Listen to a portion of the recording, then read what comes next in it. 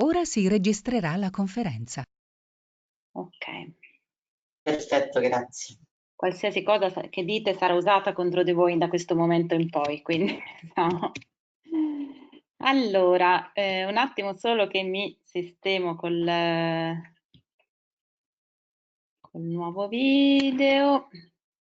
Eh, con-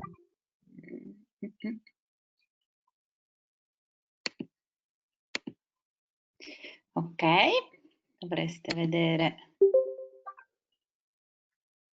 Perfetto.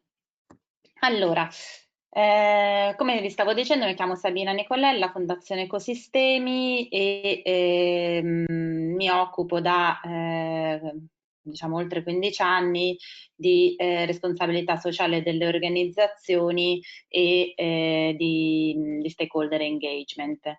Quindi da diversi anni, insomma, da quando sono uscite poi in particolare le linee guida del Ministero per l'integrazione dei criteri sociali negli appalti pubblici, ho avuto modo di approfondire questo tema. Questo webinar è diviso in due parti, una parte che vedremo oggi che è più introduttiva proprio sui temi e la normativa che sottostanno all'integrazione dei criteri sociali negli appalti pubblici e domani invece avremo un approfondimento proprio su come attuarli, vedremo nel dettaglio come funziona il dialogo strutturato e vedremo anche alcuni esempi di buone pratiche più nel dettaglio. Oggi quindi avremo modo innanzitutto, scusate, ancora una premessa, avremo oggi una prima ora di presentazione. Potete comunque segnare le vostre domande, però purtroppo mentre ho lo schermo pieno non riesco a vedere anche la chat. Quindi se siete d'accordo o mi interrompete accendendo il microfono se è qualche domanda urgente da fare in merito a quello che sto dicendo, se proprio non è chiaro quello che sto esprimendo, oppure possiamo lasciare le domande per la fine, le potete intanto segnare nella chat e quando, diciamo, nell'ultima mezz'ora, quando finiamo la presentazione frontale, abbiamo un po' di tempo per l'interazione. Però ecco, sentitevi liberi anche se avete qualcosa da aggiungere durante la mia esposizione, qualche integrazione, di intervenire con il microfono. Credo insomma che così possiamo rendere questo webinar anche un po' più interattivo e meno alienante di quello che potrebbe essere solo con la presentazione delle slide. Allora, come dicevo, il programma di oggi, in questa prima ora un po' più frontale, vedremo la definizione dei criteri sociali e quali sono le motivazioni che sottostanno al loro inserimento negli acquisti pubblici. Vedremo insieme che c'è una domanda ricorrente che investe, diciamo, tanto il settore pubblico quanto il settore privato, che di fatto è: ma non basta la legge? Perché come vedremo molti di questi criteri, adesso andremo a vedere nel dettaglio di che cosa si trattano, effettivamente dovrebbero già essere ampiamente coperti e tutelati dalla normativa nazionale, dagli standard internazionali e dalle buone pratiche di business a livello nazionale e internazionale. Tuttavia vedremo che ci sono alcune falle o anche alcune opportunità che possono essere maggiormente colte, maggiormente esplorate grazie all'inserimento appunto dei criteri sociali negli appalti pubblici. Vedremo poi quindi brevemente quali sono i vantaggi per le pubbliche amministrazioni e per le imprese. Vedremo quali sono i riferimenti normativi comunitari principalmente, faremo anche ampio riferimento a quelle che sono i policy framework promossi dalle Nazioni Unite. Vedremo quali sono i riferimenti normativi nazionali e andremo a introdurre il lavoro che faremo poi domani, cioè andremo a vedere quali sono i CAM, quindi i criteri minimi ambientali, i criteri ambientali minimi in cui sono già stati previsti e inseriti i criteri sociali. E faremo a titolo di esempio il focus sul CAM tessile, che è stato il primo CAM che ha integrato i criteri sociali, e poi quello degli arredi interni.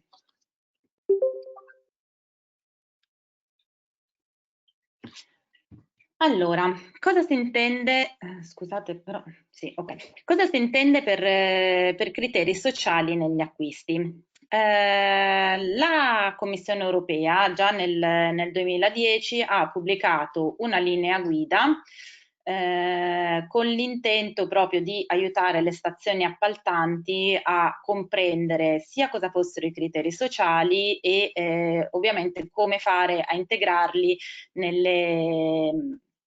nei procedimenti di acquisto, quindi e anche poi nell'esecuzione dei contratti. Questa linea guida, come vi dicevo, è stata pubblicata nel 2010. Era prevista la pubblicazione di un aggiornamento già per la primavera di quest'anno, che non è ancora avvenuta, immagino anche a causa diciamo, della crisi legata al Covid e anche appunto alla difficoltà dei gruppi di lavoro a riunirsi e a pubblicare documenti congiunti. Comunque, diciamo che i criteri e i temi che vengono proposti in questa linea guida sono in linea con i principali documenti di riferimento internazionale, quindi immagino non cambieranno, sicuramente non sostanzialmente, e di fatto riguardano la promozione del lavoro dignitoso lungo tutta la catena di fornitura, la promozione di opportunità di occupazione, ovviamente con particolare riferimento a soggetti vulnerabili, la promozione di diritti sociali e lavorativi, la promozione dell'inclusione sociale e delle organizzazioni dell'economia sociale, la promozione dell'accessibilità e della progettazione per tutti, la promozione del commercio ecosolidale, della responsabilità sociale d'impresa, dei diritti umani delle piccole e medie imprese.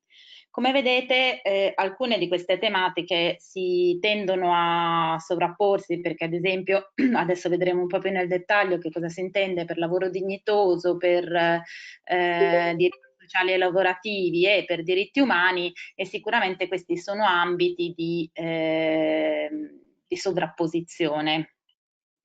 Però questo giusto per farvi capire di che cosa stiamo parlando.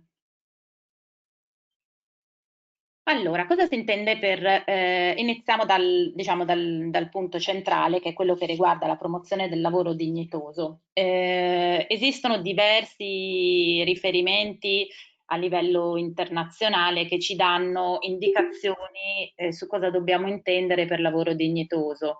Quindi possiamo andare ad attingere a piene mani alla Dichiarazione Universale dei Diritti Umani, ai principi guida per le imprese e i diritti umani dell'ONU, agli obiettivi di sviluppo sostenibile nell'Agenda 2030 dell'ONU, alle convenzioni dell'International Labour Organization, all'Agenda per il lavoro dignitoso, alla Dichiarazione sulla giustizia sociale per una globalizzazione giusta dell'ILO, ma poi esistono ancora infiniti documenti promossi ad esempio dall'Ocse, come le linee guida per le multinazionali e altri diversi documenti per la gestione di appalti in modo trasparente e equo. Ovviamente anche diciamo, io qua ho riportato solo il titolo terzo della Costituzione che riguarda le iniziative economiche, i rapporti economici, scusate, ma anche nella normativa italiana sono infiniti i riferimenti per, diciamo, la tutela dei lavoratori, la tutela dei diritti umani, l'integrazione di principi quali la non discriminazione, le pari opportunità e così via. Però appunto ricordiamo che anche per la nostra Costituzione l'iniziativa economica privata e libera non può svolgersi in contrasto con l'utilità sociale o in modo da recare danno alla sicurezza, alla libertà e alla dignità umana. Quindi di fatto per lavoro dignitoso si intende il diritto di tutte le persone ad avere un'occupazione produttiva in condizioni di libertà, di parità, sicurezza e dignità.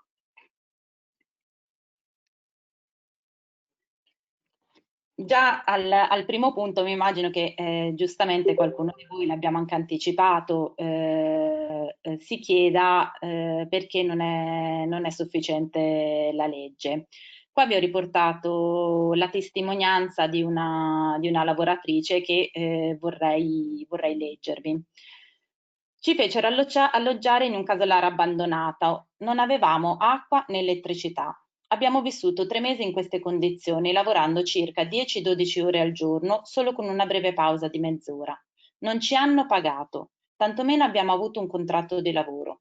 Sono stati i mesi più duri che io abbia mai vissuto. La cosa più brutta che io mi ricordo non è tanto la fatica del lavoro, né la fame, anche questo era un problema, da mangiare ci portavano ben poco, ma il fatto di essere isolati totalmente dal mondo, il fatto di sentirsi di fronte a un sistema talmente grande e ben organizzato da convincerti che nessuno potesse fare nulla.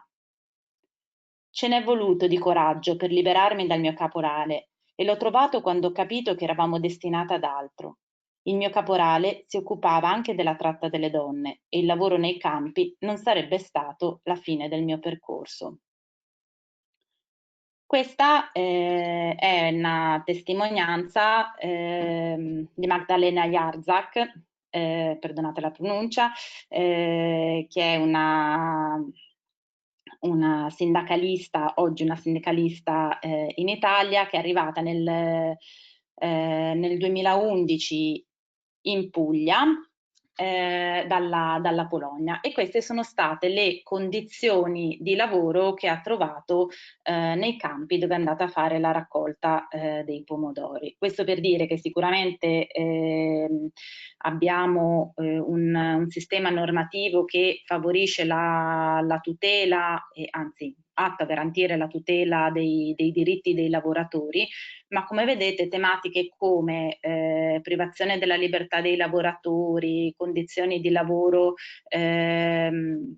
non dignitoso, in condizioni igieniche precarie, senza norme di salute e sicurezza, addirittura senza la corresponsione di una paga, sono parte anche purtroppo della nostra realtà economica. Non dobbiamo necessariamente andare a volgere lo sguardo in paesi terzi, dove sicuramente si annidano le maggiori difficoltà, perché lo vedremo adesso più avanti, l'internazionalizzazione delle catene di fornitura ha reso particolarmente delicata la questione della garanzia dei diritti dei lavoratori e della tutela appunto dei lavoratori, ma sono tematiche che ci riguardano anche da vicino, che possiamo riscontrare anche in Italia. Io vi ho fatto adesso l'esempio, ho preso questa testimonianza, ma di pochi giorni fa, di qualche settimana fa, la notizia di quel bracciante in provincia di Latina che avendo chiesto mascherine, comunque le protezioni, dispositivi di protezione per proteggersi dal coronavirus, è stato massacrato di botte e abbandonato in un canale a morire, insomma. Quindi sicuramente queste sono situazioni eccezionali, però dobbiamo comunque tenere conto e riconoscere che i controlli che sono necessari per attuare la legge non sono sufficienti a garantire una totale protezione dei lavoratori nemmeno sotto casa nostra. Quindi questo lo vediamo nel settore sicuramente nel settore della filiera agroalimentare, nella produzione agricola. Sono situazioni che si verificano sovente anche nell'edilizia e addirittura nel tessile. Tra l'altro esiste tutti gli anni, Save the Children pubblica un lavoro dove denuncia anche in Italia la presenza del lavoro minorile. Quindi questo giusto per farvi qualche esempio, poi ogni settore ha le sue criticità e non si può neanche generalizzare ovviamente all'interno di un settore, ogni azienda è un mondo a parte, insomma. Si sono negli anni verificate diversi casi anche di diciamo, privazione della dignità sul lavoro, addirittura nei supermercati e diciamo, le denunce nelle grosse aziende che fanno distribuzione e vendite online, ad esempio, sono all'ordine del giorno. Quindi sì, la legge è necessaria, ma non è sufficiente. Le tematiche che vengono riconosciute, diciamo, a livello mondiale come tematiche fondanti del concetto di lavoro dignitoso sono quelle che sono poi tutelate dalle 8 convenzioni fondamentali dell'ILO. L'ILO è come immagino tutti sappiate, un'agenzia delle Nazioni Unite nata nel 1919 e poi entrata a far come organizzazione indipendente, poi è entrata a far parte delle Nazioni Unite dopo il dopoguerra, il secondo dopoguerra, che promuove i diritti dei lavoratori in tutto il mondo. Quindi l'ILO ha un meccanismo di produzione delle convenzioni che si chiama tripartito, cioè alla produzione dei contenuti, dei testi delle convenzioni partecipano gli stati, partecipano le associazioni datoriali e partecipano anche i sindacati. Scusate un attimo, devi uscire. Questo è smart working con un bambino di 3 anni, perdonate. Le 8 convenzioni fondamentali dell'ILO riguardano il lavoro forzato, la libertà sindacale, la Convenzione sul diritto di organizzazione e di negoziazione collettiva, l'uguaglianza di retribuzione, ovviamente qua con particolare riferimento uomini e donne, l'abolizione di nuovo del lavoro forzato, la Convenzione sulla discriminazione nell'impiego e nello svolgimento delle professioni e poi le 2 convenzioni più importanti sul lavoro minorile, che sono quelle che fissano l'età minima e che condannano di fatto le forme peggiori di lavoro minorile.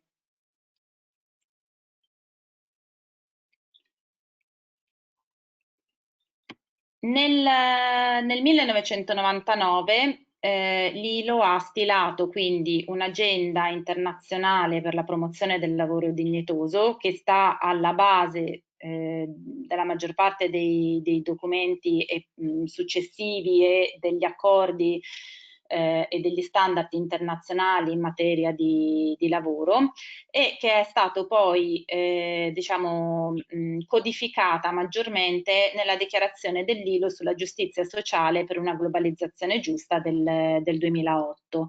Gli obiettivi che vengono proposti attraverso l'agenda per il lavoro dignitoso e quindi poi anche per con la dichiarazione sono quelli di creare opportunità di occupazione e di remunerazione per tutti. Quindi fondamentalmente il primo punto è proprio quello di generare il lavoro e questo vedremo è anche uno degli obiettivi dell'introduzione dei criteri sociali negli appalti pubblici. Garantire i principi e i diritti fondamentali nel lavoro e quindi le 8 convenzioni fondamentali che abbiamo visto prima, rafforzare ed estendere la protezione sociale, promuovere il tripartismo e il dialogo sociale. Questi obiettivi sono stati poi ripresi ovviamente nell'agenda 2030 per lo sviluppo sostenibile dell'ONU, immagino conosciate tutti i diversi goal che sono stati fissati dall'ONU, e io in particolare vi riporto qua l'SDG 8, il Sustainable Development Goal 8, che riguarda il lavoro dignitoso e la crescita economica.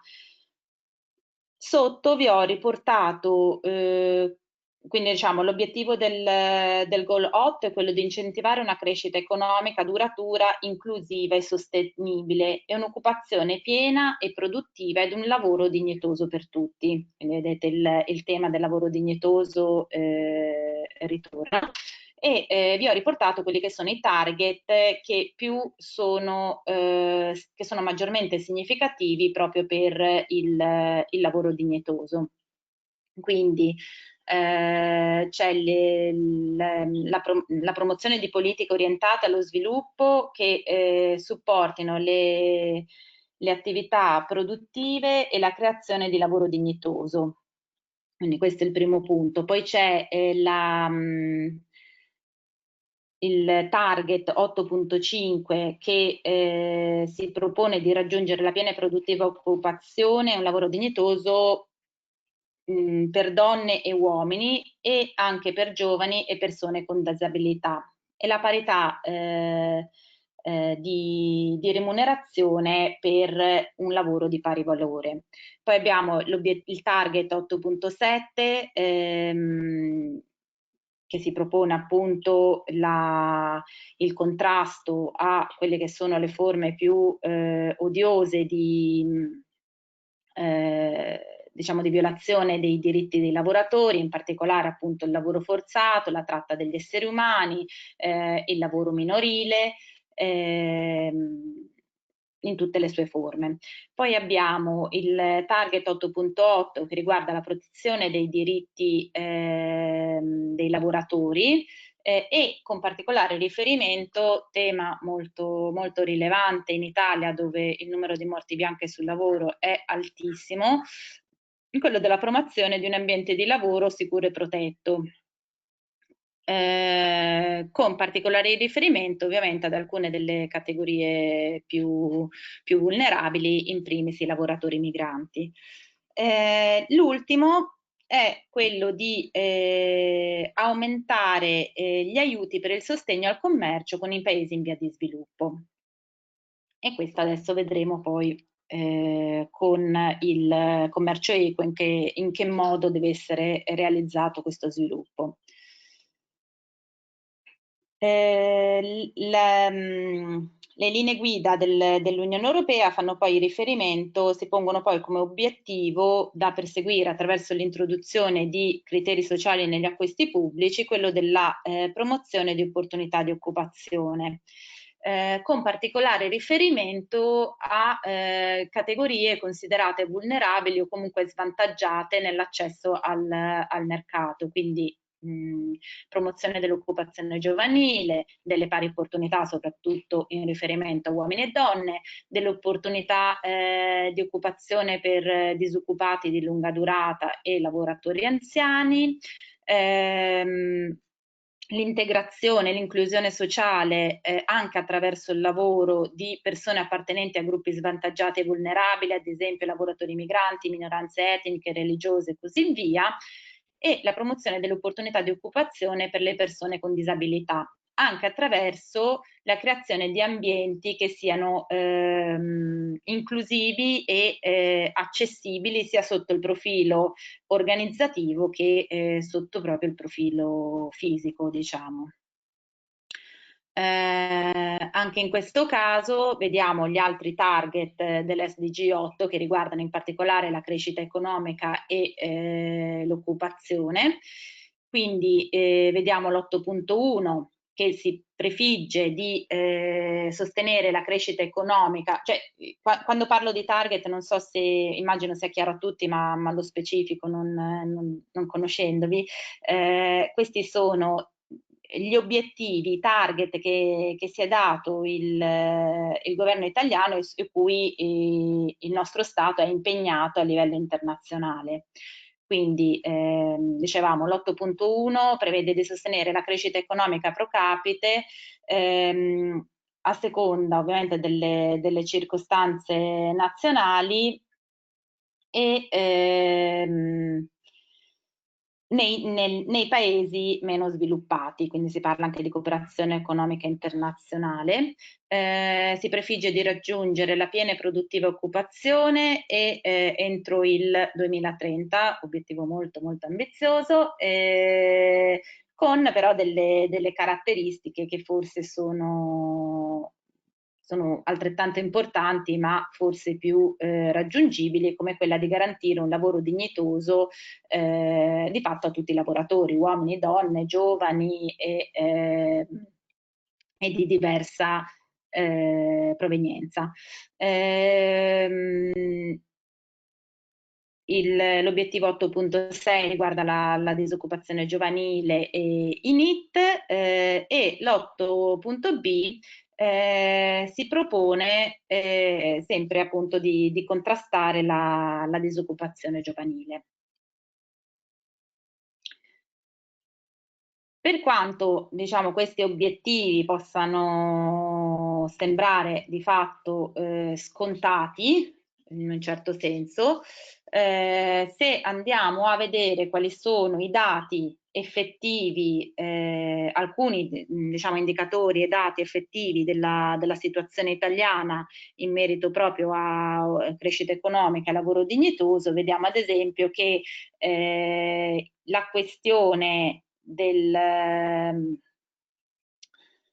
dell'impiego giovanile e in particolare dell'impiego delle donne è un aspetto ancora particolarmente critico nel nostro paese. Vediamo ad esempio in questo grafico dell'Istat l'incidenza dei dipendenti a termine, quindi dei giovani con una situazione lavorativa precaria nella fascia d'età 15-34 sul totale dei dipendenti per classe di età e per sesso e vediamo appunto che c'è un trend di maggiore precarizzazione, un trend crescente di maggiore precarizzazione del lavoro in totale, ma in particolare delle donne e delle donne giovani. Un altro dato che insomma a conferma di quello che stavamo dicendo adesso è il tasso di impiego delle donne in generale nell'Unione Europea e in Italia. Come vedete l'Italia ha un tasso di impiego femminile sotto la media europea in tutte le fasce d'età.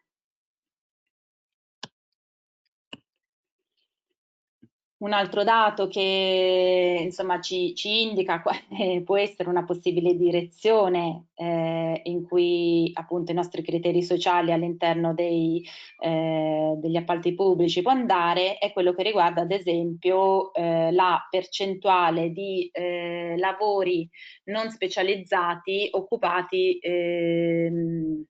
scusate, la percentuale della forza lavoro migrante impiegata in lavoratori non specializzati rispetto a quella degli italiani. Quindi diciamo il 34% di tutti i lavoratori migranti è impiegato in lavoratori non specializzati, mentre contro il 7,8% degli italiani. Questo potrebbe essere un indicatore semplicemente relativo alla tipologia di immigrati che arrivano in Italia, ma forse ci dice anche qualcosa su quali sono le effettive opportunità di crescita professionale e l'effettivo spazio di non discriminazione. Dato ancora più interessante, ad esempio, è quello sul tasso di sottoccupazione di rom, sinti e camminanti che raggiunge il 72%. Questi poi in particolare il dato sui rom è diciamo una stima non precisissima perché si porta dietro anche la difficoltà di censire un'etnia ovviamente.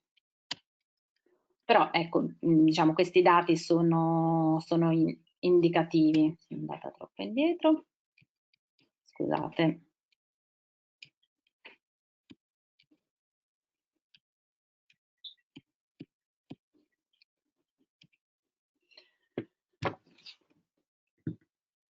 Sempre le linee guida europee per gli acquisti sociali ci parlano, diciamo, inseriscono tra i criteri da considerare i diritti sociali e lavorativi. Quindi quali sono i diritti sociali e lavorativi che dobbiamo considerare? Innanzitutto l'osservanza delle normative dei contratti collettivi nazionali conformi con il diritto dell'Unione Europea, l'osservanza del principio di parità di trattamento tra uomini e donne, anche qua di nuovo ritorna ovviamente il principio di parità di retribuzione, l'osservanza delle normative in materia di salute e sicurezza sul luogo di lavoro, la lotta alla discriminazione basata su altri criteri e la creazione di pari opportunità per tutti.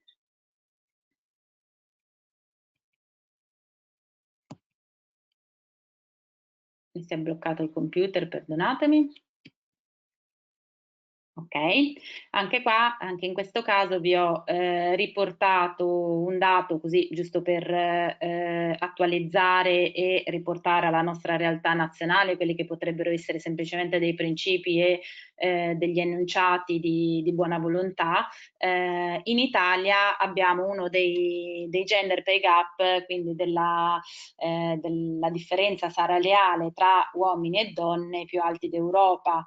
Diciamo, le stime ufficiali tendono a essere addirittura sottostimate perché includono in larga parte l'impiego pubblico, mentre le maggiori differenze le possiamo riscontrare nel settore privato e come vedete è una differenza che in forma diversa investe tutti i livelli professionali, tutti gli inquadramenti professionali, cioè le donne vengono pagate meno degli uomini, sia che siano dirigenti, che siano quadri, impiegati o operai. Un altro aspetto che viene considerato dalla linea guida europea per gli acquisti sociali, per l'inclusione anche dei criteri sociali, è quella dell'inclusione sociale e si riferisce in particolar modo alla parità di accesso alle opportunità di appalto da parte di imprese i cui proprietari o dipendenti appartengano a gruppi etnici o minoritari, ad esempio cooperative, imprese sociali e organizzazioni no profit. Inoltre include la promozione dell'occupazione assistita per persone con disabilità, incluse quelle presenti nel mercato del lavoro aperto. I dati che abbiamo in Italia sull'inclusione lavorativa di persone con disabilità non sono molto promettenti, in quanto solo il 31,3% risulta impiegato. E tra l'altro, dato che come si dice, piove sempre sul bagnato, ovviamente il tasso di disoccupazione è più alto tra le donne con disabilità che tra gli uomini con disabilità.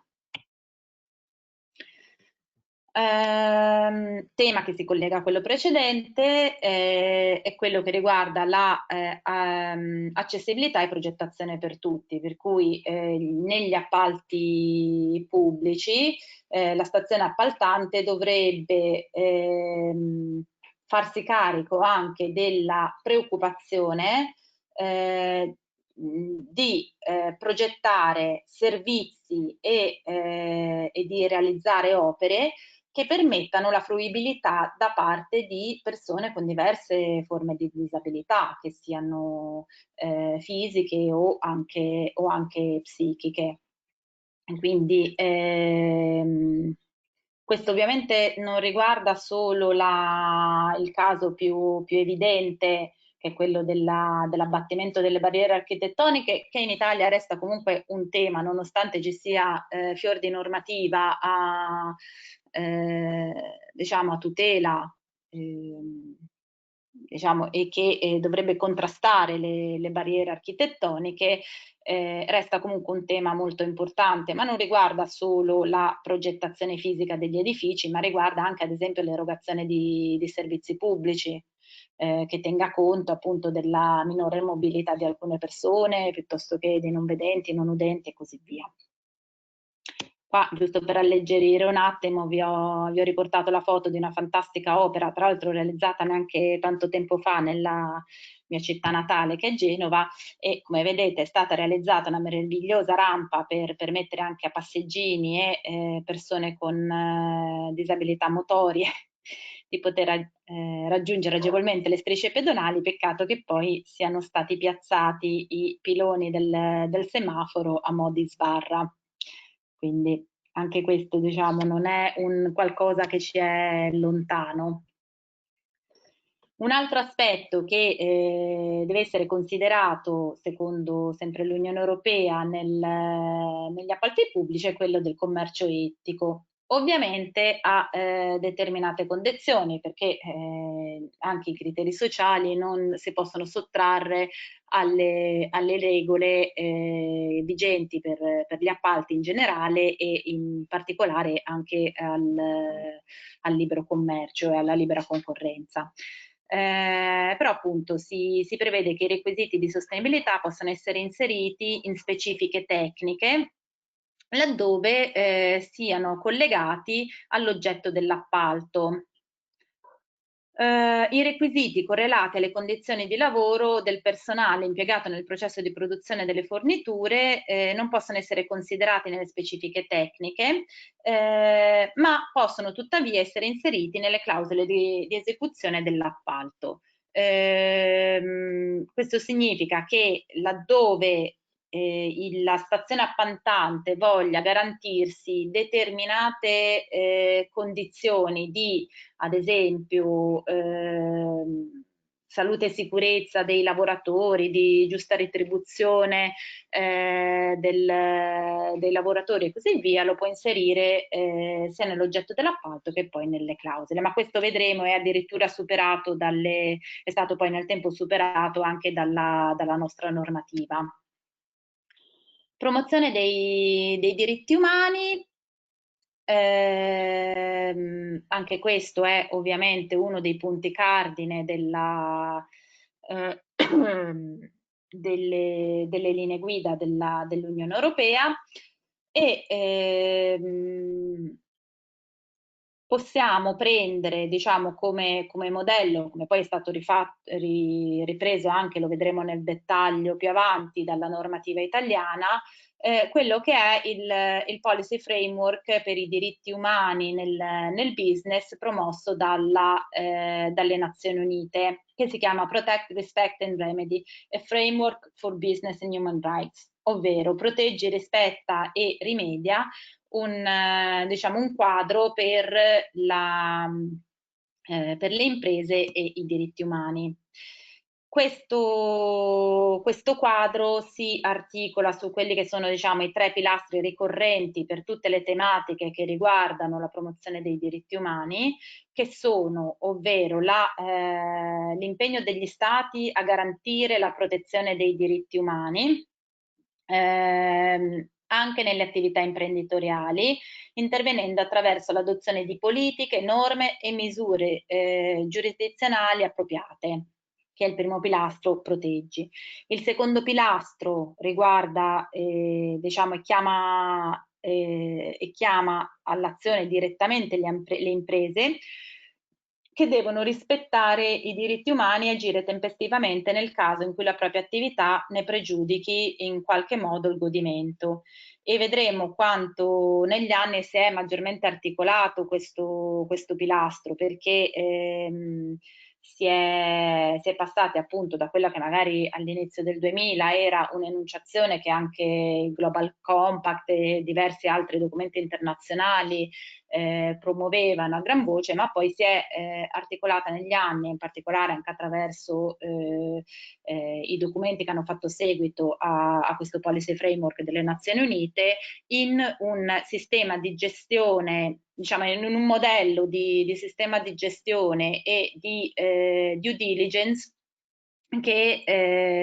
che permette un sistema, diciamo, di mappatura dei rischi legati alla violazione dei diritti umani e poi di intervento molto, molto, molto dettagliato, e anche questo lo vedremo più avanti.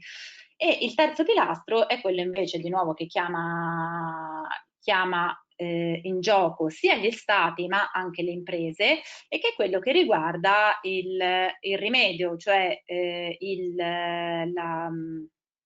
comunque la considerazione delle vittime degli abusi e il riconoscimento di efficaci misure di rimedio, questo sia attraverso il sistema giudiziario ma anche attraverso le iniziative di impresa.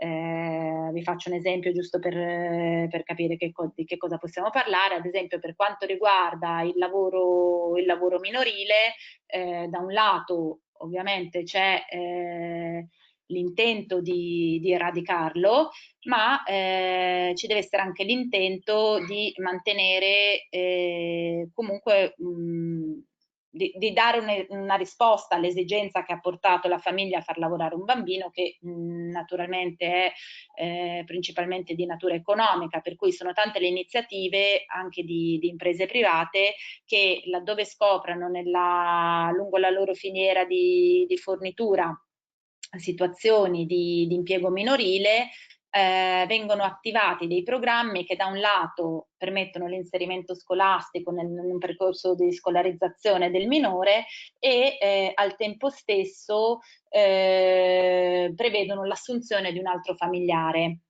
per lo stesso tipo di lavoro, quindi di fatto permettono di mantenere l'esigenza di creazione di reddito e offrono un rimedio alla situazione del minore, proponendogli un percorso formativo. Questo per farvi un esempio, farvi capire di che cosa si tratta il rimedio. Dal framework delle Nazioni Unite che abbiamo appena visto è nato poi un documento più operativo, appunto, che dettaglia quel sistema di gestione a cui facevo riferimento poco fa, che sono appunto i principi guida per le imprese e i diritti umani, che è stato promosso nel 2011.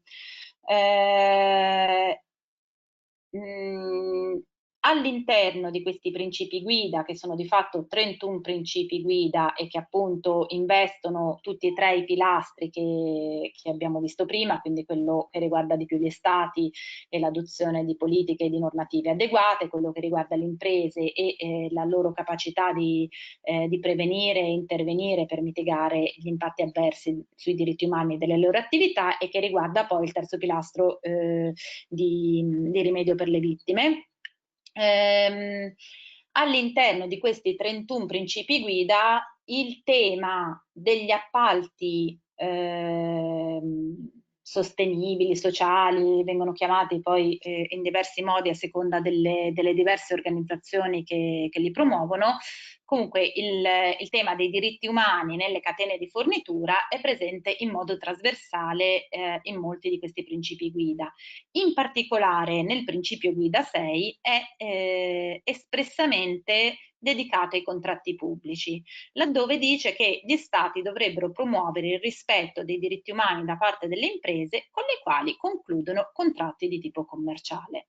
Vedremo poi che questo principio è stato ripreso pari pari dal piano d'azione nazionale per i diritti umani, che ha fatto seguito alla pubblicazione di questo documento delle Nazioni Unite.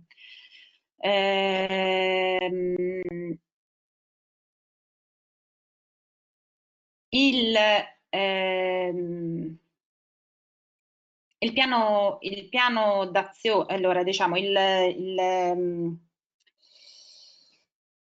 documento per la promozione dei diritti umani attraverso l'attività economica invita gli stati ad adottare un piano d'azione nazionale. L'Italia è stato uno dei primi paesi a dotarsi di questo piano d'azione che è stato pubblicato dal Comitato Interministeriale per i Diritti Umani, il CIDU, nel 2016 e riguarda il periodo 2016-2021. Ritorniamo all'elenco degli aspetti che caratterizzano i criteri sociali, dei temi che sono, diciamo, abbracciati dai criteri sociali, e troviamo anche quello della promozione delle piccole e medie imprese. Questo è un tema che è stato parecchio anche dibattuto in Italia, e si tratta di individuare delle disposizioni che permettano alle piccole e medie imprese una maggiore facilità di accesso agli appalti pubblici. Quindi si parla ad esempio di lotti, di suddividere gli appalti di grosse entità in lotti minori, piuttosto che di pubblicare con anticipo le gare, dando il tempo appunto anche alle strutture più piccole, alle imprese più piccole di organizzarsi, ma anche ad esempio quello di fare tutta un'attività di dialogo con il mercato precedente alla pubblicazione della gara, per far sì che le piccole e medie imprese abbiano modo di adeguarsi a eventuali nuovi criteri che possono essere ambientali o sociali, e di attivarsi per la partecipazione alle gare. Inoltre riguarda la garanzia di pari opportunità anche alle piccole e medie imprese attraverso una maggiore visibilità delle opportunità di subappalto. Scusate, controllo l'ora che... Ok, quali sono i vantaggi di appalti che contengono i criteri sociali? Per le pubbliche amministrazioni, diciamo, sono forse più evidenti, perché ripercorrono tutti gli obiettivi che abbiamo visto fino a questo punto, quindi di fatto permettono di dare un sostegno all'occupazione e tra l'altro a un'occupazione di qualità, le cui caratteristiche vengono promosse direttamente nell'appalto, che quindi può essere indirizzata magari alle donne, ai minori, alle categorie vulnerabili che abbiamo visto prima. Promuovono condizioni di lavoro dignitose, e quindi riducono il rischio di non compliance normativo, favoriscono l'integrazione sociale e professionale anche appunto di persone in condizioni di vulnerabilità, dovrebbero coadiuvare l'esistente normativa per l'inclusione e la progettazione per tutte e per tutti, e possono dare anche un sostegno alla cooperazione internazionale attraverso il commercio etico e solidale. Ma esistono ovviamente dei vantaggi anche per le imprese. La prima fra tutte è quella della riduzione del dumping sociale, che è una vera e propria piaga che riguarda le imprese che si comportano in modo corretto in un mondo globalizzato dove esistono diversi standard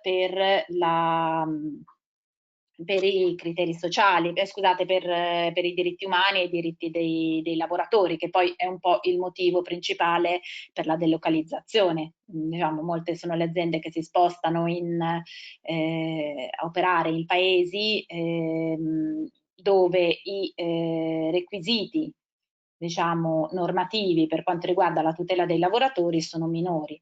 Ovviamente questo crea un disequilibrio sul costo del lavoro e quindi poi sul costo dei prodotti finiti, che va a impattare sui mercati internazionali. Attraverso l'introduzione di criteri sociali negli appalti pubblici, gli stati possono creare un mercato protetto per le aziende che operano in modo corretto, e questo è un risultato importantissimo sia dal punto di vista sociale ma anche proprio dal punto di vista economico.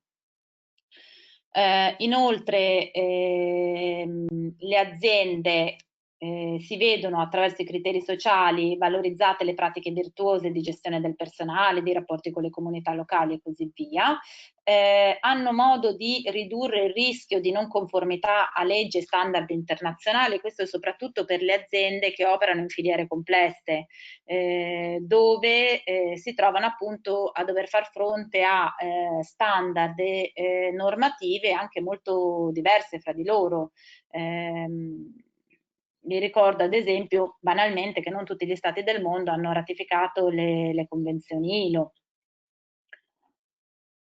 e anche laddove le abbiano ratificate possono sussistere comunque molte differenze nell'implementazione, ma insomma queste sono cose che leggete sui giornali, non è necessario approfondire. Incidono positivamente inoltre sul rapporto con i lavoratori e le comunità locali e, come dicevamo prima, possono permettere di accedere a nuovi mercati, non solo al mercato, fra virgolette, protetto dei criteri sociali negli appalti pubblici, ma anche grazie all'adeguamento ai criteri richiesti dal pubblico sono più competitive sui mercati anche privati. Vi ricordo che le grosse aziende private che stanno adottando dei sistemi di gestione sostenibile delle catene di fornitura sono tantissime, ormai sono la maggior parte, se non altro di facciata lo fanno tutte. Quindi questo è sicuramente un modo per poter restare competitivi sul mercato. Allora, vediamo adesso quali sono i riferimenti normativi comunitari a cui possiamo diciamo appellarci a cui possiamo fare riferimento quando dobbiamo introdurre dei criteri sociali. Allora, innanzitutto c'è la linea guida che abbiamo in parte sviscerato fino a questo momento, che è quella sugli acquisti sociali, una guida alla considerazione degli aspetti sociali negli appalti pubblici, pubblicata nel 2011, e vi ricordo siamo in attesa della pubblicazione dell'aggiornamento che dovrebbe uscire quest'anno. Poi abbiamo le direttive sugli appalti pubblici, la direttiva 24 e la 25 del 2014, che impegnano gli Stati membri, ovviamente tra le altre cose, a rafforzare la considerazione di aspetti sociali e ambientali nel campo dei contratti pubblici. In particolare la direttiva 24 fa proprio riferimento alle fasi di gara in cui possono essere previsti i criteri sociali, ovvero nell'esecuzione del contratto, nei principi di aggiudicazione o addirittura nella selezione dei partecipanti e l'esclusione della partecipazione di tutti quegli operatori che sono stati condannati in precedenza per gravi violazioni di diritti umani e delle norme sulla salute e la sicurezza dei lavoratori. La normativa italiana prevede, diciamo, di diversi riferimenti all'introduzione di considerazioni di carattere sociale anche negli appalti pubblici. Quindi in primis ovviamente c'è il piano per la sostenibilità ambientale dei consumi nel settore della pubblica amministrazione,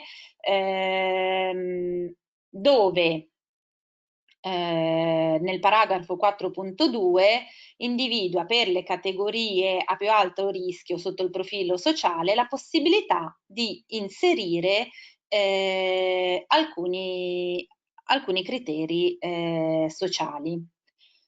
Tali criteri possono essere inseriti nei criteri ambientali minimi. Questo, vedremo, è un processo in corso. Sono diverse le categorie di prodotto per cui sono già stati inseriti a livello facoltativo sempre criteri sociali e tra poco li vedremo nel dettaglio. Il secondo strumento che abbiamo a disposizione e di cui vedremo il funzionamento meglio domani è la guida per l'integrazione degli aspetti sociali negli appalti pubblici, che è stata pubblicata nel 2012 e che diciamo pone un accento sulla tutela del lavoro dignitoso. Di fatto riprende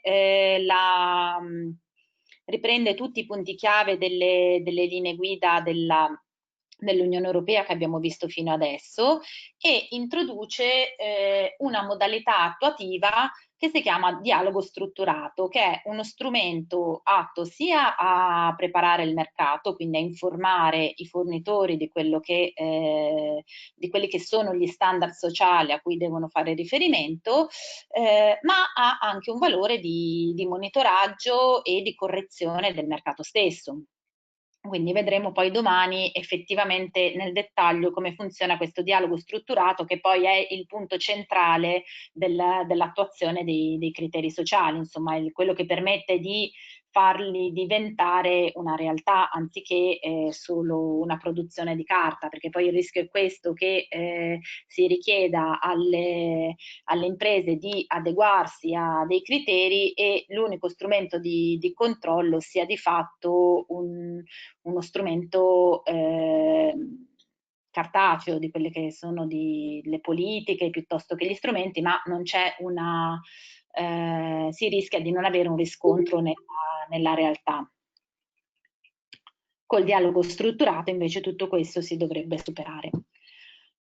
Come vedete anche vi ho riportato qua quelli che sono i criteri sociali considerati dalle linee guida per l'integrazione degli aspetti sociali negli appalti pubblici e ritroviamo di fatto tutte le tematiche che abbiamo visto fino a questo momento, quindi c'è l'integrazione delle 8 convenzioni fondamentali dell'ILO, altre convenzioni considerate rilevanti come quelle sulla salute e sicurezza nei luoghi di lavoro, sul salario minimo, sulla durata del lavoro e sulla sicurezza sociale, nonché la Dichiarazione universale dei diritti umani, la Convenzione sui diritti del fanciullo e la legislazione nazionale vigente nei paesi dove si svolgono le fasi della catena di fornitura, tenendo conto che laddove ci sia una differenza, diciamo, tra gli standard internazionali sopra rilevati e la normativa nazionale del luogo dove si svolgono le operazioni, vale la conformità allo standard più elevato. Quindi diciamo se per caso lavoriamo, che so, in Svezia, per molti aspetti dovremo fare riferimento alla normativa svedese anziché semplicemente agli standard internazionali, perché può essere eccedente rispetto a quanto previsto dagli standard internazionali. Viceversa, se lavoriamo in Cina, dove di fatto non è riconosciuto il diritto alla formazione di sindacati autonomi, dovremo far riferimento non alla normativa cinese, ma alla normativa, agli standard internazionali in materia di diritto alla negoziazione collettiva e di diritto all'associazione. Questo ovviamente impone anche parecchia creatività, insomma. Le aziende private che forse hanno iniziato prima a muoversi in questo ambito perché mosse da maggiori scandali e da maggiori urgenze hanno, diciamo, individuato anche soluzioni molto, molto creative, come la creazione di fatto di sindacati non riconosciuti all'interno di settore, mettendosi d'accordo con altre imprese che operano negli stessi paesi e così via. Altri riferimenti che troviamo nella normativa italiana sono il piano d'azione nazionale imprese e diritti del CIDU che abbiamo menzionato prima, che di fatto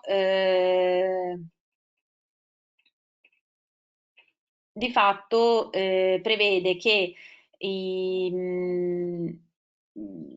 diciamo, gli appalti pubblici debbano contenere criteri relativi non solo al rispetto dei diritti umani dei lavoratori, ma anche all'anticorruzione, alla divulgazione di informazioni di carattere non finanziario lungo tutta la catena della fornitura e all'ambiente. E inoltre specifica che tali principi devono essere applicati nei contratti con aziende italiane che operano all'estero, imprese italiane che si avvalgono di fornitori stranieri e imprese straniere. infine, anche nel nuovo codice dei contratti pubblici e delle concessioni, nel nuovo codice appalti, è prevista l'applicazione facoltativa dei criteri sociali, in quanto sono eccedenti rispetto all'ambito di applicazione all'articolo che disciplina i criteri di sostenibilità energetica ed ambientale. Tuttavia sono previsti.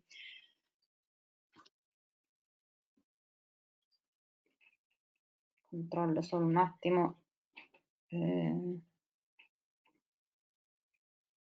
Allora, ok, abbiamo ancora una ventina di minuti.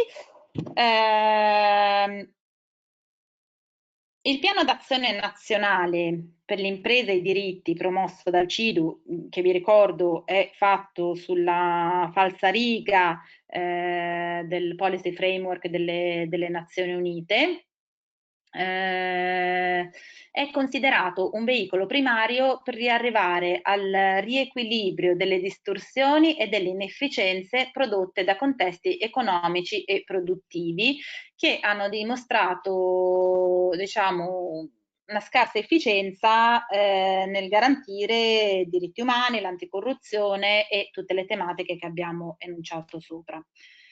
Il piano d'azione nazionale per appunto l'impresa e i diritti umani si è dato 6 priorità. Prima fra tutti quella di processi di human rights, non si capisce perché l'hanno scritto in inglese, però comunque volte alla tutela dei diritti umani, che deve necessariamente contemplare l'identificazione, la prevenzione e la mitigazione dei potenziali rischi, con particolare attenzione alle piccole e medie imprese. Il contrasto al caporalato e a tutte le altre forme di sfruttamento del lavoro e di appunto lavoro forzato piuttosto che lavoro minorile e così via. La promozione di diritti fondamentali del lavoro nei processi di internazionalizzazione d'impresa, il rafforzamento del ruolo dell'Italia nella cooperazione internazionale, qua ritorna di nuovo il tema anche del commercio equo, il contrasto alla discriminazione e la promozione delle pari opportunità e infine anche la promozione della protezione e della sostenibilità ambientale. Badate bene che l'aver introdotto qua il tema della sostenibilità ambientale è tutt'altro che fuori luogo, perché la distruzione degli habitat naturali e come si dice, depletion, lo sfruttamento intensivo delle risorse naturali sta dietro ad alcune delle principali catastrofi umanitarie, sta dietro alle migrazioni forzate e è strettamente riconducibile alla violazione dei diritti umani in molti paesi, basti pensare all'accesso all'acqua, per dire. Nel nostro piano d'azione viene creato e sottolineato quello che deve essere il collegamento tra lo Stato e le imprese al fine di rendere tutto questo framework per la tutela dei diritti umani effettivamente attuato. Quindi nel principio Grida 4 gli Stati vengono chiamati ad adottare ulteriori misure di protezione contro gli abusi dei diritti umani da parte delle imprese che sono di proprietà o controllate dallo Stato.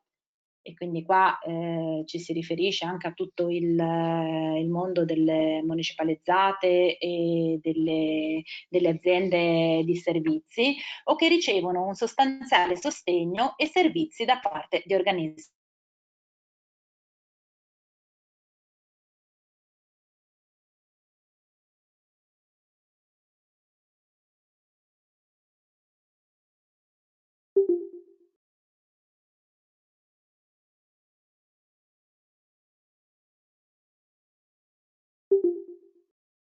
Scusate, deve esserci un piccolo problema di natura tecnica dei dati. Aspettiamo un attimo per vedere se la connessione riparte.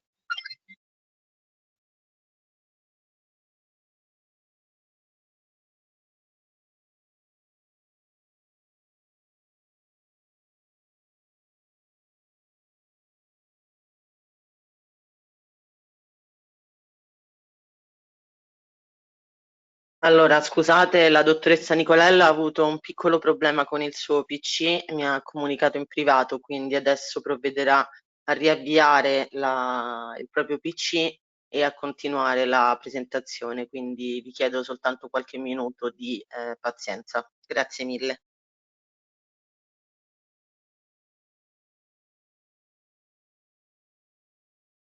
Ok, mi sentite? Ok, sì, è tornata, quindi lascio di nuovo la parola alla dottoressa Nicolella. Buon lavoro. Esatto. Si era staccata la batteria del portatile, non me ne ero accorta.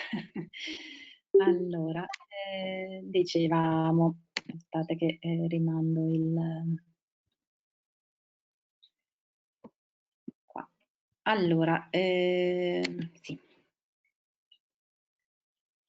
Riprendo un attimo, sì, dicevamo quindi sia nei confronti delle società che di fatto sono di proprietà o controllate dallo Stato, sia nei confronti delle società con cui vengono sottoscritti contratti o per conto delle quali si legifera per la prestazione di servizi. Infine, il principio guida 6 fa proprio un esplicito riferimento al rispetto dei diritti umani da parte di imprese con le quali gli stati concludono accordi commerciali. Quindi qua c'è proprio un chiarissimo riferimento agli acquisti pubblici. Nei confronti di tutte queste imprese, l'Italia si impegna affinché operino nel pieno rispetto dei diritti umani, così come contenuti nella legislazione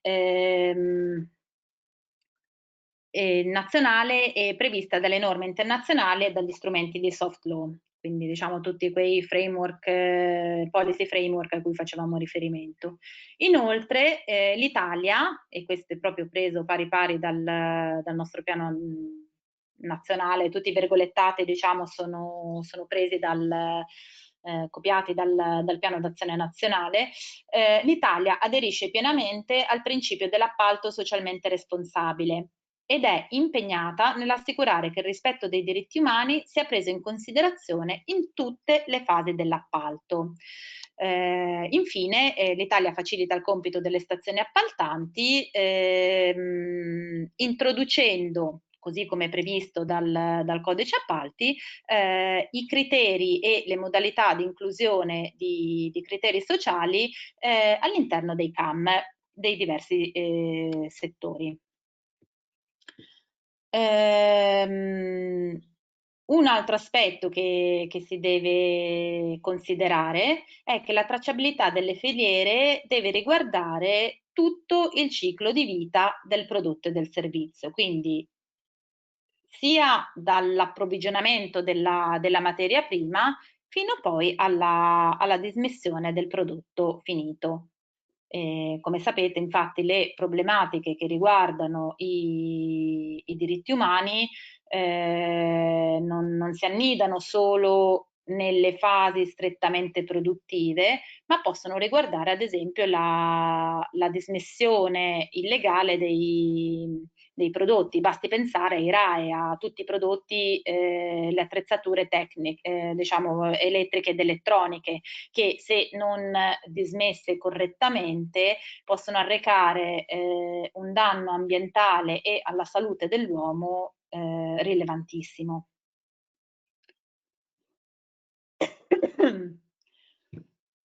Quindi nell'articolo 34 del nuovo codice degli appalti viene esplicitamente detto che possono essere utilizzate anche per verificare il rispetto di determinati diritti che riguardano i lavoratori, la loro retribuzione, la loro sicurezza ed altri aspetti riguardanti le condizioni di lavoro, anche lungo le catene di fornitura. Ok, ci sono poi altri riferimenti che vengono menzionati dal piano d'azione nazionale, quindi la suddetta menzionata guida per l'integrazione degli aspetti sociali negli appalti, poi c'è un memorandum d'intesa tra ANAC e AGCM per la definizione di nuovi criteri di assegnazione del rating di legalità alle imprese. Per chi non lo sapesse, il rating di legalità è appunto uno strumento pubblico che assegna tre livelli, tre stelle, diciamo, 1, 2 o 3 stelle alle imprese in base a quelle che sono i loro sistemi di gestione della compliance alla normativa, principalmente per quanto riguarda l'anticorruzione, i reati contro la pubblica amministrazione e l'antimafia. Poi abbiamo di nuovo un riferimento al codice degli appalti che definisce il quadro normativo di gestione degli appalti pubblici socialmente responsabili. Infine, un elemento interessante che viene introdotto nel piano d'azione nazionale per le imprese dei diritti umani e che trova rispondenza in quelli che sono dei gruppi di lavoro a livello europeo in corso per diciamo, la definizione di un approccio comune nella gestione etica dei finanziamenti. Cosa significa? Che anche gli enti che fanno cessione di credito e assicurazione degli investimenti stanno adottando dei criteri di valutazione sociale, in particolar modo con riferimento ai diritti umani. Quindi, ad esempio, nel nostro piano d'azione si fa riferimento a SACE e SIMEST, che sono gli enti che di fatto sostengono il credito all'esportazione, l'assicurazione del credito e degli investimenti, affinché adottino e integrino pienamente i common approaches dell'OCSE, che di fatto promuovono un'analisi del rischio sui potenziali impatti sociali e ambientali delle operazioni che poi vengono finanziate.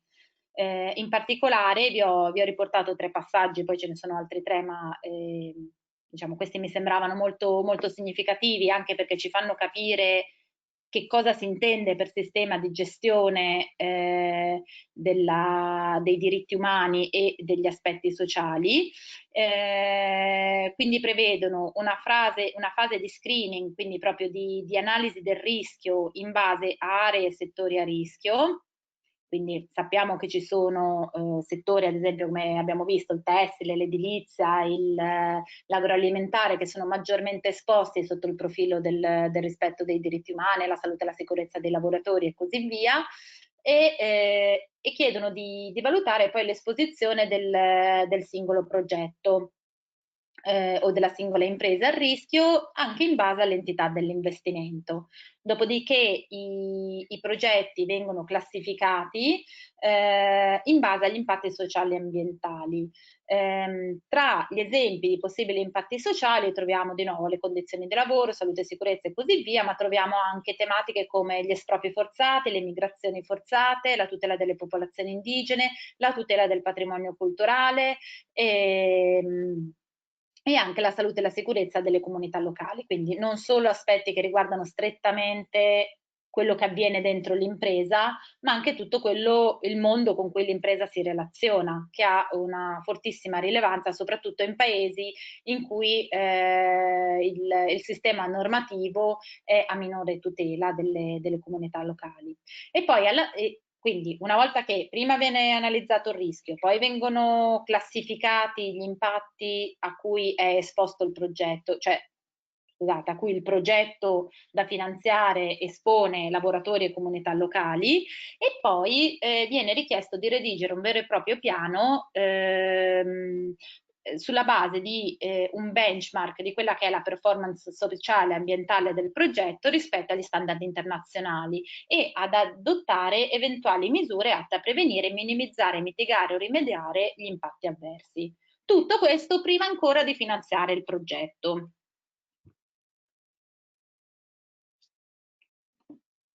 Veniamo a noi e siamo anche abbastanza giusti con l'orario. Allora, quali sono i CAM in cui sono già stati integrati i criteri minimi ambientali, scusate, i criteri sociali? E vediamo anche per quali fasi sono stati previsti. Quindi, arredi per interni, e vedremo dopo meglio nel dettaglio, nella selezione dei candidati si fa riferimento alle linee guida del Ministero, per l'edilizia, per l'illuminazione pubblica, sia forniture, progettazione che servizio, si fa riferimento alla selezione dei candidati. Per le calzature e per i tessili si prevede l'inclusione dei criteri sociali nella selezione dei candidati, nelle condizioni di esecuzione e nei criteri premianti. Nella ristorazione collettiva e fornitura delle derrate alimentari, che è appena stato pubblicato, così come quello del verde pubblico di recente pubblicazione, nel primo, quindi ristorazione collettiva, vengono inseriti i criteri sociali nei criteri premianti, mentre nel verde pubblico per quanto riguarda il servizio di gestione e manutenzione, viene prevista la inclusione di criteri sociali nelle clausole contrattuali per quanto riguarda la salute e la sicurezza dei lavoratori e i criteri premianti, ovvero impiego di personale proveniente da categorie svantaggiate. Vediamo adesso brevemente, perché abbiamo ancora 10 minuti, come sono stati effettivamente, giusto vi ho riportato due esempi perché insomma se esploriamo il CAM per CAM potrebbe risultare anche poco utile, nel senso che una volta compreso l'intento e quali sono i documenti di riferimento, così come li abbiamo analizzati fino adesso, dovrebbe poi risultarvi abbastanza semplice la comprensione del singolo CAM. Però vi ho riportato l'esempio dei prodotti tessili, che è stato il primo CAM a integrare i criteri sociali, e poi vedremo anche quello degli arredi per gli interni, così per darvi un'indicazione differente. Allora, nei prodotti tessili si prevede l'applicazione facoltativa dei criteri sociali sulla base di un sistema di gestione che permetta di effettuare una due diligence lungo la catena di fornitura, così come prevista dalle linee guida dell'OCSE per l'effettuazione della due diligence nelle catene di fornitura, pubblicata nel 2017. Poi, e qua il virgolettato è proprio preso dal CAM, attraverso l'applicazione dei criteri sociali si intende assicurare che i prodotti del settore tessile acquistati dalla pubblica amministrazione siano prodotti lungo catene di fornitura in condizioni di lavoro decente e dove siano rispettati i diritti umani e i diritti dei lavoratori. In quali fasi è prevista l'inserimento dei criteri, e poi vedremo dopo nel dettaglio come? Nella fase di selezione dei candidati, nella fase di aggiudicazione dell'appalto e nella fase di esecuzione del contratto. La fase di esecuzione del contratto è sicuramente quella più difficile da garantire, perché se in fase di selezione dei candidati, aggiudicazione dell'appalto, io posso lavorare principalmente sulla base di diciamo documenti e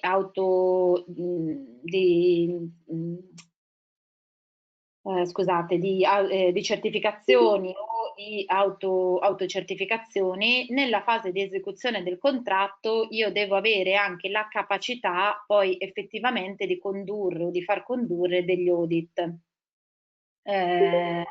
per fare una verifica non solo cartacea ma anche in sito di quelle che sono le effettive condizioni. e questo è anche il motivo per cui è un aspetto più difficilmente inserito che troviamo più raramente, insomma, e che però è più di tutti l'aspetto che ci permette di dare sostanza a tutto quello che è stato enunciato fino adesso. Allora, vediamo, riguardo alla selezione dei candidati, si può chiedere al candidato di dare evidenza di un sistema di gestione che deve comprendere i seguenti aspetti: integrazione di una condotta responsabile nella politica aziendale e nei sistemi di gestione aziendale. Questo di fatto può essere o l'adozione di un codice di condotta, di una politica per i diritti umani, piuttosto che una politica per i fornitori e così via, e di un sistema che però renda effettiva la sua capacità di attuare una due diligence. La due diligence è quel sistema che abbiamo visto prima di valutazione e mappatura di quelli che sono i potenziali rischi rispetto agli aspetti, i criteri sociali che voglio tutelare lungo tutta la catena di fornitura. Poi l'identificazione dei rischi di impatti negativi delle operazioni nelle catene di fornitura, e quindi attraverso appunto una definizione del rischio, un'autovalutazione, e vedremo poi domani quali sono gli strumenti già standardizzati che il legislatore ha previsto per questa autovalutazione, e la possibile valutazione in sito dei fornitori associati a più alto rischio. Quindi si chiede al fornitore di essere lui stesso controllore dei suoi subfornitori. Pensiamo ad esempio insomma, nella produzione tessile io di fatto posso acquistare i prodotti da un importatore addirittura, ma il luogo effettivo non solo di estrazione delle materie prime, ma di lavorazione può essere molto, molto lontano da noi. Poi si richiede, sempre nell'ottica di prevenzione, mitigazione e rimedio, di predisporre anche dei meccanismi per prevenire e mitigare i rischi. Quindi ad esempio anche dei sistemi di denuncia che non siano sanzionatori, ad esempio per i dipendenti o per i subfornitori. Devono essere previsti dei sistemi di comunicazione dei processi di due diligence, quindi anche comunicazione extrafinanziaria come potrebbe essere il bilancio di sostenibilità o altri strumenti simili, e una comunicazione con i portatori di interessi interessati, che quindi sono gli stakeholder di fatto, quindi possono essere i lavoratori, ma anche la comunità locale, le amministrazioni, le altre amministrazioni pubbliche, i sindacati, associazioni ambientaliste e così via. E poi la definizione di un processo per i rimedi per gestire le non conformità. Quali sono gli strumenti di verifica? Questa è, come dicevamo, carta, perché di fatto è la descrizione dei sistemi di gestione aziendale a cura del candidato. Inoltre sono presunti conformi gli offerenti che partecipano a iniziative multi-stakeholder nazionali e internazionali che siano riconosciute e che adottino appunto standard riconosciuti e che possano includere l'effettuazione di audit di parte terza e di qualifica dei fornitori, come ad esempio il sistema SA 8000, strutturati in sistemi di identificazione e gestione del rischio nella catena di fornitura.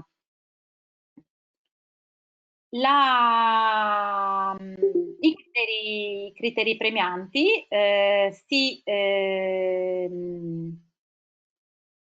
si riferiscono all'assegnazione di punti tecnici all'offerta di prodotti per i quali si è dimostrato che diciamo, viene attuato un sistema di gestione lungo tutta la catena di fornitura, ma con particolare riferimento a determinate fasi produttive, che sono in particolare il confezionamento, la tintura, la stampa, la rifinizione, la tessitura e la filatura. Anche in questo caso gli strumenti di verifica, diciamo, sono un po' più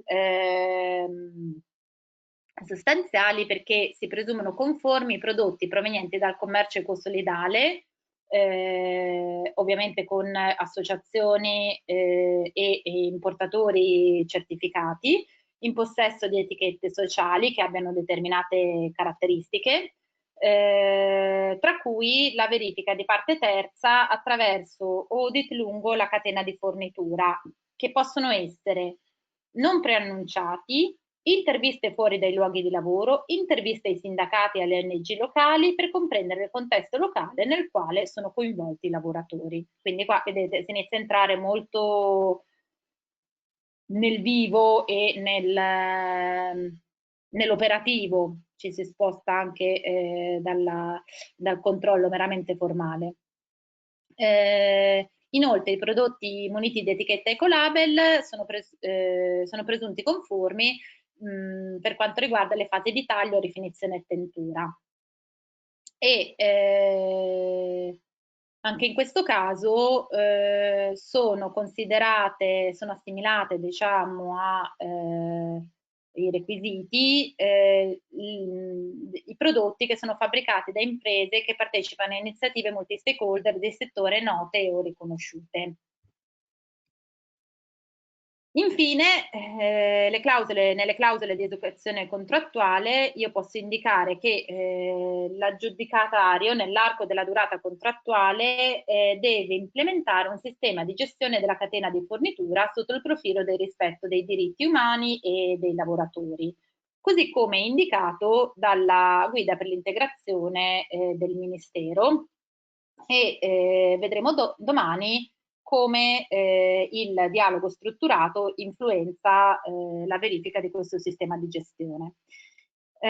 Inoltre potrà essere richiesta la realizzazione di audit in situ che, come abbiamo detto prima, possono anche essere non concordati e possono essere anche realizzati fuori dal luogo di produzione, coinvolgere lavoratori in separata sede.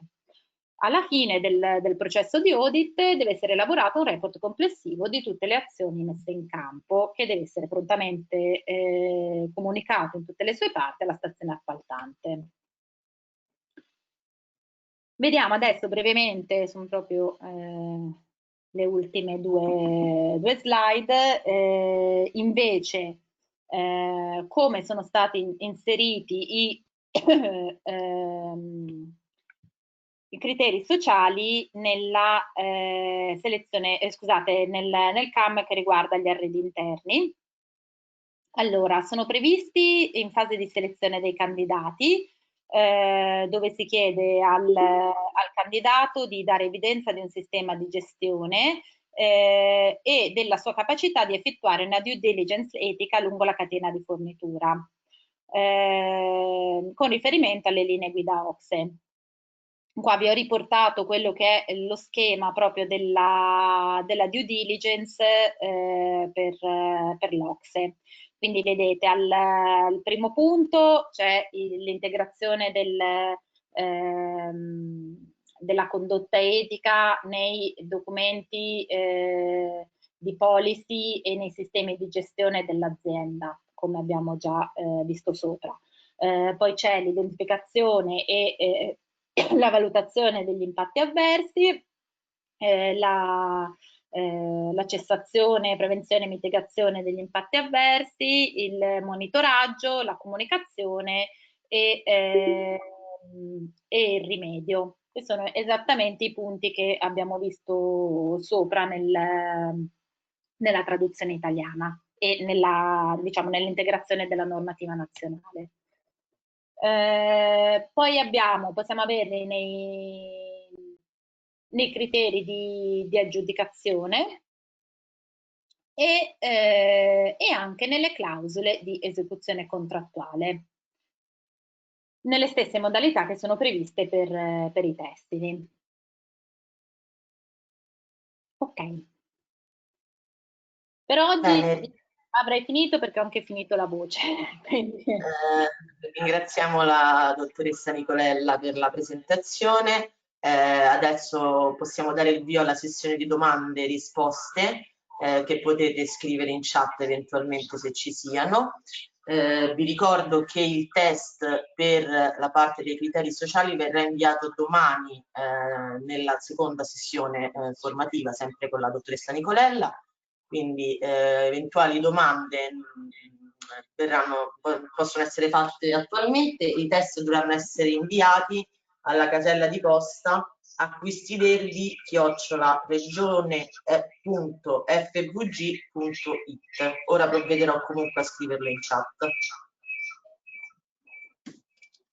Ah, vedo adesso che si sentiva male.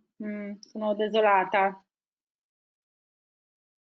No, devo dire che forse è stato un problema di una singola persona, perché gli altri non hanno avuto problematiche, quindi ho provveduto a rispondere in privato.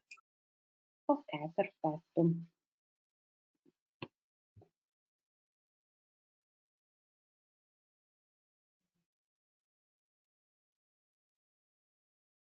Purtroppo non vedendo le facce ho il sospetto di avervi stroncati con la noia. Diciamo, domani andremo più nel dettaglio del funzionamento proprio del dialogo strutturato, vedremo insieme anche qual è il questionario che viene adottato per l'autocertificazione, per il monitoraggio lungo la filiera, quindi sarà un po' più operativo anche. Diciamo, questa introduzione era necessaria perché, come avete visto, i criteri sociali spaziano appunto dall'ambito dei diritti umani all'ambito dell'anticorruzione e sono molti i riferimenti e i concetti da considerare. Bene, mi sembra che non ci siano domande, chiediamo scusa per eventuali problemi di connessione, purtroppo in questo periodo, essendo tutti in smart working, a volte c'è un accumulo di dati eccessivi e rallenta sia l'audio sia il video, quindi speriamo che domani non si ripeta questo problema di connessione. Quindi se non ci sono ulteriori domande vi ringraziamo per aver partecipato, vi invitiamo domani alla seconda parte che si terrà sempre alle 10 con le medesime modalità e con il link che vi è stato inviato. Le slide e le presentazioni saranno disponibili sul sito della Regione. Sarà disponibile anche la registrazione di questi webinar, del precedente che c'è stato ieri sul GPP e anche i futuri, insomma. Quindi per chi non ha potuto partecipare verrà inviato un link da cui potrà scaricare la registrazione. Per quanto riguarda la sezione del sito, dovete chiedere direttamente alla Regione, perché noi siamo supporto tecnico. Per quanto riguarda poi invece l'inserimento delle slide, credo che provvederanno loro a inviarvi il relativo link dove troverete appunto sia le presentazioni sia le registrazioni. Per chi non l'ha scritto, invito a scrivere in chat nome, cognome e ente di appartenenza per motivi di registrazione. Oltre questo, quindi vi ringraziamo per aver partecipato e insomma ci vediamo domani per la seconda parte sui criteri sociali. Grazie a tutti. Arrivederci. Arrivederci.